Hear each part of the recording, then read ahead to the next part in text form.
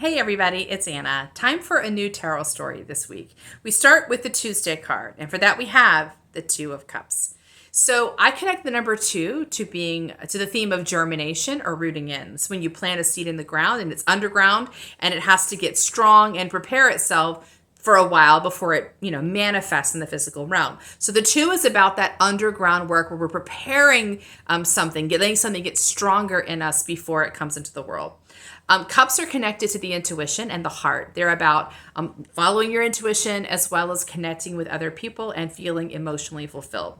So I think if I think of the twos in the tarot, I think this is the only place where the two has a partner. And that's very true about the heart and about the intuition. The intuition's job is to make magical things happen on the planet, but it has to very early on, the second step, it needs to have partnership to make that happen. This is not a lone wolf kind of energy here. This is, I'm here to be connected, to be a blessing to others, and to be blessed by others. Right away, it has to happen.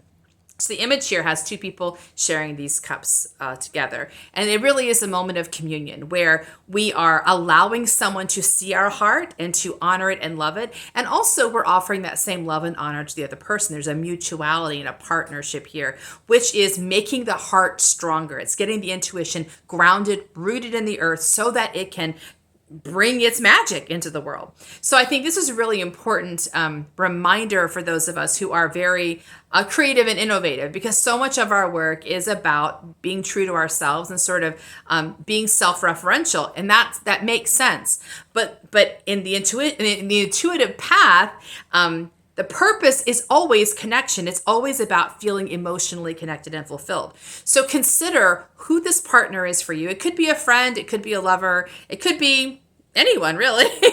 whoever it is, you feel like when you share your heart with them, you feel stronger, you feel clearer, you feel like more prepared, more closer and closer and closer to the strength you need to come onto the planet in a manifested way. Not only do you feel that way for them, but you can see their beauty in them. You are excited when you see them growing and their heart getting expansive. So it's about we're kind of sharing this energy in a private space. It's still the two mark. So we're not in the world doing it. This is a private space. This is underground where we're in each other's like special prayer closets together, and we're kind of cheering each other on to get that momentum up so that the roots can go into the ground, and when we come into the world we are really anchored in this feeling of stability and this feeling of partnership. So if you have that person in your life, spend some time with that person, obviously, like give yourself a chance to share what your heart is communicating. And if you have a person that you think might be a good candidate but you're reluctant to reach out, ask yourself why.